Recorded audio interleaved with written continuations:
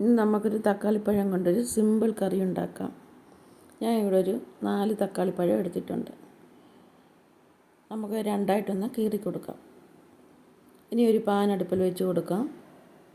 കുറച്ച് ഓയിൽ ഒഴിച്ച് കൊടുക്കാം. 1/4 ടീസ്പൂൺ കടുക് ഇട്ട് കൊടുക്കാം. ഇനി 2 വറ്റൽമുളക് നമുക്ക് മുറിച്ചിട്ട് കൊടുക്കാം. ഇനി കുറച്ച് കറിവേപ്പില ഇട്ട് കൊടുത്ത് ഇനി തക്കാളിപ്പഴം അതിലോട്ട് ഇട്ട് കൊടുക്കാം.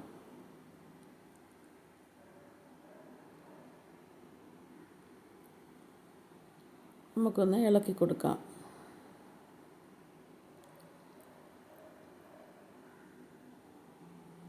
ഇനി നമുക്കൊന്ന് തിരിച്ചിട്ട് കൊടുക്കാം. അടുത്തായിട്ട് നമുക്ക് അരപ്പൊന്ന് റെഡിയാക്കാം. ഞാൻ ഇവിടെ 1 കപ്പ് തേങ്ങ എടുത്തിട്ടുണ്ട്. 4 വെളുത്തുള്ളി അല്ലിയും 3 പച്ചമുളകും 1/4 ടീസ്പൂണ് മഞ്ഞൾപ്പൊടിയും 1/4 ടീസ്പൂണ് ജീരകം ഇട്ട് കൊടുത്ത് നന്നായി ഒന്ന് അരച്ചെടുക്കാം. ഇപ്പോൾ തക്കാളിപ്പഴമെല്ലാം നല്ലപോലെ വെന്ത് കിട്ടിയിട്ടുണ്ട്. അപ്പോൾ അരപ്പൊക്കെ റെഡി ആയിട്ടുണ്ട്. ഇനി നമുക്ക് ആവശ്യത്തിന് ഉപ്പിട്ട് കൊടുക്കണം. അതിന് ശേഷം നമുക്ക് അരപ്പൊഴിച്ച് കൊടുക്കാം.